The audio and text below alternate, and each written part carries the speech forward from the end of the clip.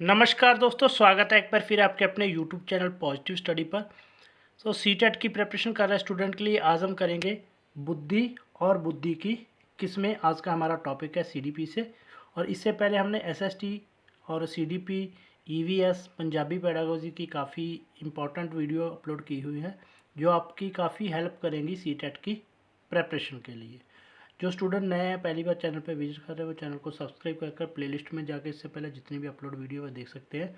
और उन वीडियो का जो लिंक है आपको डिस्क्रिप्शन बॉक्स में भी मिल जाएगा और वीडियो के अंत में भी प्लेलिस्ट जो है वो शो हो जाएगी।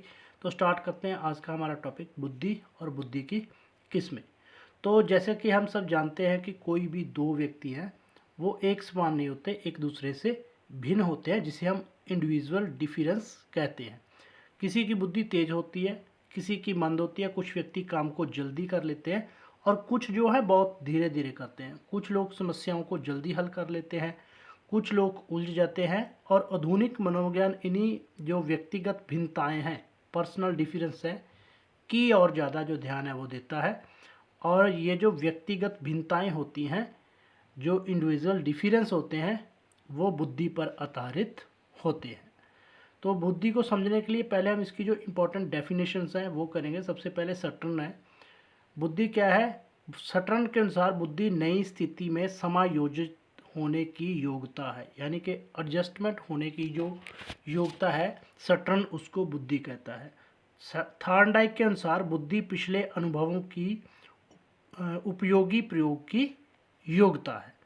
ये जो डेफिनेशंस है ये भी पूछी जा सकती है कि ये डेफिनेशन किसके द्वारा दी गई है। और यहाँ इसके आधार पर इस तरह के क्वेश्चन भी पूछे जा सकते हैं, जैसे कि सटर्न के अनुसार बुद्धि क्या है, तो वहाँ पे होगा समायोजित होने की योग्यता, स्थिति में समायोजित होने की योग्यता। इसी तरह थॉर्नडाइक के बारे में भी पूछा जा सकता है क्वेश्चन, या इनकी डेफिनेशन देकर भी पूछा जा सकता है कि ये डेफिनेशन किसके द्वारा दी गई है। वेशलर की बहुत इंपॉर्टेंट इसके रिलेटेड जो मानी गई है परिभाषा, बुद्धि एक समुच्चय या सर्वजन क्षमता है, योग्यता हम कह सकते हैं, क्षमता है जिसके सहारे व्यक्ति उद्देश्यपूर्ण क्रिया करता है। जो वो कोई भी क्रिया करता है वो कोई ना कोई उसका उद्देश्य होता है, उद्देश्यपूर्ण होती है। विवेकशील चिंतन करता है तथा वातावरण के साथ प्रभावकारी ढंग से समायोजन करता है। तो इन परिभाषाओं के आधार पर हम कह सकते हैं कि इंटेलिजेंस है वो जो बुद्धि है वो है समायोजित करने की योग्यता, स्थिति के अनुसार अनुभवों का, अपने एक्सपीरियंस का अच्छी तरह से प्रयोग करना, और इसके साथ ही कोई ना कोई उद्देश्य पूरे कार्य करना। रॉबिन्सन तथा रॉबिन्सन के अनुसार बुद्धि से तात्पर्य संज्ञानात्मक व्यवहारों, जो कॉग्निटिव बिहेवियर है, के संपूर्ण वर्ग से होता है, जो कि व्यक्ति में सूझ द्वारा समस्या समाधान करने की क्षमताएं जो हैं, नई परिस्थितियों के साथ समायोजन करने की क्षमताएं, अमूर्त रूप से सोचने की क्षमता तथा अनुभवों से लाभ उठाने की क्षमता को दिखाता है। तो ये जो डेफिनेशन है काफ़ी हद तक सही मानी जाती है बुद्धि के लिए। और इन डेफिनेशनों के आधार पर हम जो है कह सकते हैं कि बुद्धि क्या है? अमूर्त चिंतन की योग्यता है, एब्स्ट्रैक्ट थिंकिंग की योग्यता है, अनुभवों के लाभ उठाने की योग्यता है, अपने वातावरण में समायोजन, एडजस्टमेंट की योग्यता है, सीखने की योग्यता है, और समस्याओं के जो हमारी समस्याएं हैं उनके समाधान की योग्यता है, और संबंधों को समझने की योग्यता है। तो इससे हमारा काफ़ी जो कॉन्सेप्ट है इंटेलिजेंसी का वो क्लियर हो जाता है कि क्या है और बुद्धि क्या नहीं है। बहुत इंपॉर्टेंट है। कई बार हम जो है नॉलेज को बुद्धि मान लेते हैं, ज्ञान को बुद्धि मान लेते हैं, लेकिन नॉलेज जो है, नॉलेज नॉट इंटेलिजेंस, नॉलेज जो है वो बुद्धि नहीं है। लेकिन बुद्धि और जो नॉलेज है वो दोनों का जो संबंध है वो दोनों का हम कह सकते हैं कि गूढ़ संबंध है बुद्धि और ज्ञान का, क्योंकि व्यक्ति कितना ज्ञान प्राप्त कर सकता है वो उसकी बुद्धि पर निर्भर करता है। और नॉलेज की, ज्ञान की जीवन में व्यवहारिक जो हम उसकी वरतों हम कह सकते करते हैं, यूज़ करते हैं जीवन में, ज्ञान को वो बुद्धि कहलाता है। सो ज्ञान की जीवन में व्यवहारिक वरतों बुद्धि कहलाती है और बुद्धि की सहायता से ज्ञान प्राप्त किया जा सकता है, लेकिन ज्ञान की सहायता से बुद्धि को विकसित नहीं किया जा सकता। इसीलिए हम कह सकते हैं कि बुद्धि जो ज्ञान नहीं है। बुद्धि याददाश्त नहीं है।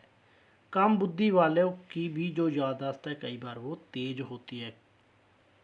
कई बार हम कह देते हैं कि इसको तो बहुत जल्दी से याद हो जाता है, ये बहुत बुद्धिमान है, लेकिन जो याददाश्त को हम बुद्धि नहीं कह सकते।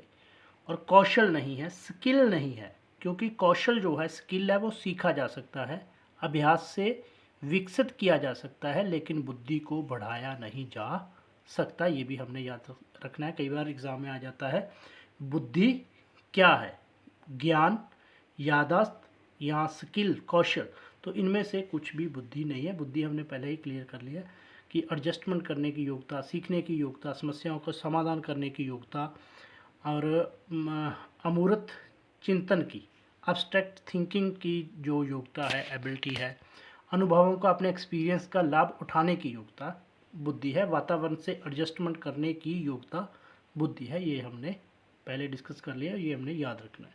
बुद्धि की विशेषताएं क्या है? तो सबसे पहली विशेषता है कि यह व्यक्ति की जन्मजात शक्ति है बुद्धि, और बुद्धि जो है वो प्राप्त नहीं की जा सकती, ये हमने याद रखना है। दूसरा है हर व्यक्ति की बुद्धि दूसरे से भिन्न होती है। तीसरा है समस्याओं के हल करने में जो बुद्धि है वो सहायता करती है और सीखने और समायोजन करने में सहायता करती है। और बुद्धि व्यक्ति को अच्छे और बुरे, नैतिक और अनैतिक, झूठ और सच में अंतर करना सिखाती है। लिंग की भिन्नता के कारण जो है बुद्धि में भिन्नता नहीं आती, ये याद रखना बहुत इंपॉर्टेंट पॉइंट है। इससे रिलेटेड क्वेश्चन आ जाता है कि जैसे हम आम कह देते हैं कि लड़के ज़्यादा बुद्धिमान होते हैं या लड़कियां ज़्यादा बुद्धिमान होती हैं, तो ये दोनों कथन ही जो है वो असत्य है, झूठ है, क्योंकि जो जेंडर है, लिंग है, उसके भिन्नता के कारण जो है बुद्धि में भिन्नता नहीं आती। लड़के भी इंटेलिजेंट हो सकते हैं, लड़कियां भी हो सकती है। ये नहीं कह सकते कि लड़के ज़्यादा इंटेलिजेंट होते हैं या लड़कियां ज़्यादा इंटेलिजेंट। लिंग के कारण जो बुद्धि में भिन्नता नहीं आती, और किशोर अवस्था के मध्य में बुद्धि का विकास है जो वो रुक जाता है। बुद्धि के प्रकार, तो थॉर्नडाइक ने जो है बुद्धि के 3 प्रकार बताए हैं। सबसे पहले है अमूर्त बुद्धि, एब्स्ट्रैक्ट इंटेलिजेंस। तो अमूर्त विषयों के बारे में चिंतन करने की जो क्षमता है उसको ही अमूर्त बुद्धि कहा जाता है। ऐसी जो बुद्धि के व्यक्ति हैं वो शब्द, प्रतीक तथा अन्य अमूर्त चीज़ों के सहारे अच्छा से चिंतन कर लेते हैं, और इस ढंग की क्षमता दार्शनिकों, कलाकारों, कहानीकारों आदि में अधिक होती है। ऐसे लोग विचारों, कल्पनाओं एवं मानसिक प्रतिमाओं के सहारे बड़ी बड़ी समस्याओं का समाधान कर लेते हैं। जिन छात्रों में अमूर्त बुद्धि अधिक होती है उनकी जो शैक्षिक हम कह सकते हैं जो उपलब्धियां हैं अधिक श्रेष्ठ होती हैं। जिन व्यक्तियों में अमूर्त बुद्धि अधिक होती है वह सफल कलाकार, पेंटर, गणितज्ञ एवं कहानीकार आदि बनते हैं। और टर्मन के अनुसार अमूर्त बुद्धि का महत्व छात्रों के अन्य दूसरे तरह की बुद्धि से अधिक होता है। अमूर्त बुद्धि को कुछ लोग सैद्धांतिक बुद्धि भी कहते हैं। कई बार क्वेश्चन आ जाता है कि सैद्धांतिक बुद्धि को और क्या कहा जाता है, या अमूर्त बुद्धि को और क्या जाता है। सैद्धांतिक बुद्धि को अमूर्त बुद्धि और अमूर्त बुद्धि को सैद्धांतिक बुद्धि बिल्कुल सेम है। सैद्धांतिक बुद्धि को ही अमूर्त बुद्धि कहा जाता है। तो ये बहुत इंपॉर्टेंट यहाँ पे क्वेश्चन हमारे निकल जाते हैं, जैसे कि जो अमूर्त बुद्धि वाले बालक होते हैं, बच्चे होते हैं, वो ज़्यादातर क्या बनते हैं, कलाकार, पेंटर, गणितज्ञ, कहानीकार। इस तरह भी क्वेश्चन आ सकता है कि एक बच्चे की पेंटिंग जो बहुत अच्छी है, पेंटिंग में बहुत उसका इंटरेस्ट है, तो वो उसमें कौन सी बुद्धि ज़्यादा है, तो अमूर्त बुद्धि। या ये पूछा जा सकता है कि दार्शकों में, कलाकारों में, कहानीकारों में कौन सी बुद्धि अधिक होती है, तो वो होती है अमूर्त बुद्धि, एब्स्ट्रैक्ट इंटेलिजेंस। नेक्स्ट है मूर्त बुद्धि, जिसे हम कहते हैं कॉन्क्रीट इंटेलिजेंस। और इसको जो है व्यवहारिक बुद्धि या यांत्रिक बुद्धि भी कहा जाता है मूर्त बुद्धि को। यह यंत्रों के प्रभावशाली ढंग से काम करने व उनकी जानकारी रखने की योग्यता है। मूर्त बुद्धि से तात्पर्य वैसी मानसिक क्षमता से होता है जिसके सहारे व्यक्ति मूर्त या ठोस वस्तुओं के महत्व को समझता है, उनके बारे में सोचता है तथा अपनी इच्छा एवं आवश्यकता अनुसार उनमें परिवर्तन लाकर उन्हें उपयोगी बनाता है। जिन बालकों में मूर्त बुद्धि अधिक होती है उनमें हस्तकलाओं की क्षमता अधिक होती है तथा वे आगे चलकर एक सफल इंजीनियर या कुशल कारीगर बनने में सफलता प्राप्त करते हैं। याद रखना, यांत्रिक बुद्धि से हमने याद रखना मूर्त बुद्धि को कि किसी भी तरह का ये जो यंत्र है वो बना सकते हैं। यंत्रों पर काम करने पर प्रभावशाली ढंग से जो काम करते हैं उनमें जो है कंक्रीट मूर्त बुद्धि या जिसे व्यवहारिक बुद्धि कहा जाता है वो अधिक होती है। क्वेश्चन आ सकता है कि इंजीनियर या कुशल कारीगर जो बनते हैं उनमें कौन सी बुद्धि ज़्यादा होती है? मूर्त बुद्धि। या ये पूछा जा सकता है कि क्लास में एक जो लड़का है वह खिलौनों को तोड़ता है और फिर उसको जोड़ने की कोशिश करता है या उससे कुछ खिलौनों को तोड़कर नए खिलौने बनाता है, तो उसमें कौन सी बुद्धि ज़्यादा है? तो उसमें मूर्त बुद्धि, कॉन्क्रीट इंटेलिजेंस ज़्यादा है।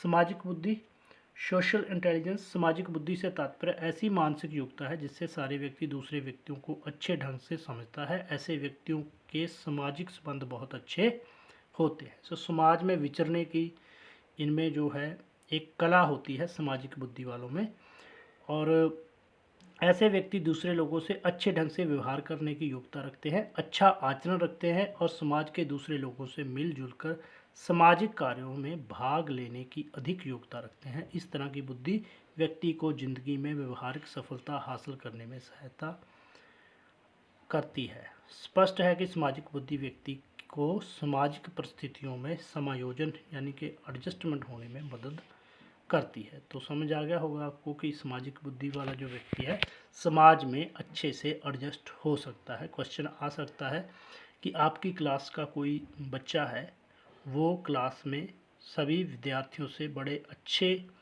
तरीके से एडजस्ट होना रहना जो है उसको आता है, उस बच्चे में कौन सी बुद्धि जो है ज़्यादा होगी? वो सोशल इंटेलिजेंस, जो समाज में अच्छे से विचरते हैं। तो ये थे आज की हमारी वीडियो जिसमें हमने याद रखना है कि थॉर्नडाइक ने 3 किस्में बताई हैं बुद्धि की: अमूर्त बुद्धि, कलाकार, पेंटर, गणितज्ञ, कहानीकार, दार्शनिक, और मूर्त बुद्धि इंजीनियर या कुशल कारीगर। उसमें कुछ भी आ सकता है, अच्छा पेंटर आ सकता है, पेंटर नहीं सॉरी, अच्छा कारीगर जो कुछ भी मतलब अच्छा बना सकता है, और सामाजिक जो समाज में अच्छे से एडजस्ट कर सकता है। बहुत इंपॉर्टेंट यहाँ पे याद रखना हमने कि बुद्धि ज्ञान नहीं है, याददाश्त नहीं है और कौशल स्किल नहीं है, और लिंग का जो है बुद्धि पर, जेंडर का बुद्धि पर किसी भी तरह का प्रभाव जो है नहीं पड़ता। तो ये थी आज की वीडियो अच्छा लगे तो प्लीज़ ज़्यादा से ज़्यादा शेयर और लाइक करें, और इसी तरह की वीडियो देखने के लिए चैनल को सब्सक्राइब जरूर कर लें, क्योंकि नेक्स्ट वीडियो में हम डिस्कस करेंगे बुद्धि की जो सिद्धांत हैं, अलग अलग थ्योरीज है, वो डिस्कस करेंगे। Thank you for watching the video.